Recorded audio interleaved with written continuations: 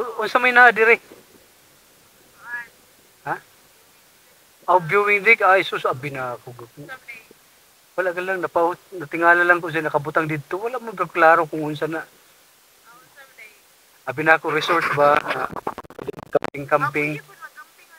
Pwede na mag-camping? So, ayun, nakapag-decide ako na dito na lang ako mag-overnight. Dito ko magsisit up ng aking tent. Maganda yung lugar. Napakaganda talaga. Dito sana ako mag-tent. Kaya lang, nung gabing yun ay umulan. Kaya napagpasyahan nila na ilipat na lang ako dito sa kubo na yan. Dito, naisipan ko lang maglaba. Kailangan na talaga. Wala nang magamit.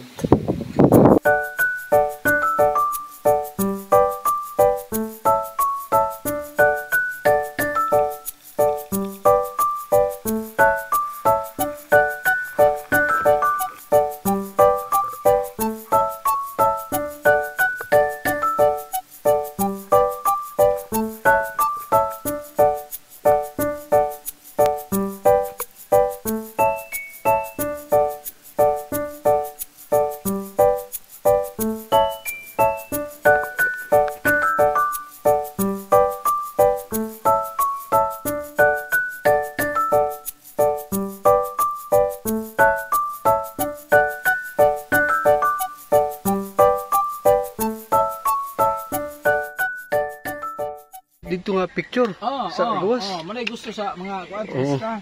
Oo. Ito po si Sir Ninit, siya pong may-ari ng Bod Agta.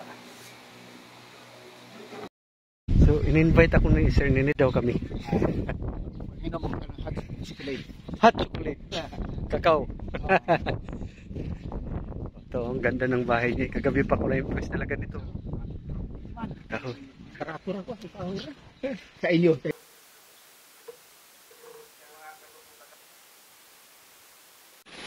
Dito sila mga taga Leyte, taga Palumpon. Taga Leyte.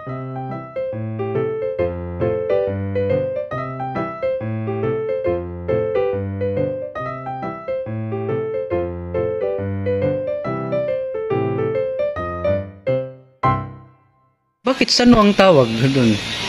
Kasi sa Bohol, yung Sano, ang kuan na, paisano. Sinusultan Paisano. na lang Sano. Paisano. Ibig sabihin ng paisano ay Kababayan. Okay. Sano. Kaya pala pag magsabi Tagalog mo. Sano. Kababayan. Si Sir Pionito Dalagon, o mas kilala sa tawag na Ninit, ang may-ari ng resort nito, ay napakamasayahing tao. Matagal na po siyang retiradong seaman at dito niya pinundar ang kanyang mga kinita. Sa maikling panahon ng aming pagkikita, marami siyang kwento tungkol sa kanyang buhay at kung papaano niya ito inahon. Welcome to Bod Agta. Inakyat ko ito.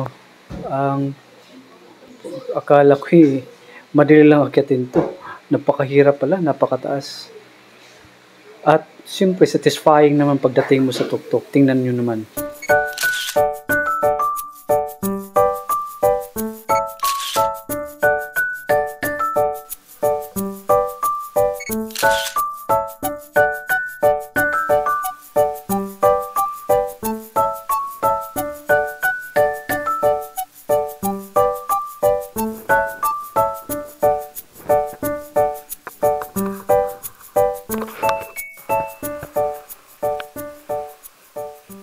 Salamat kayo ha.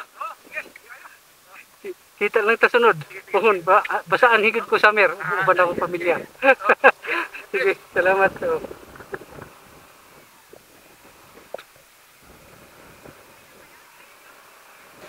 Napakaswerte ni Sir Pionito. Ang ganda ng napili niyang lugar.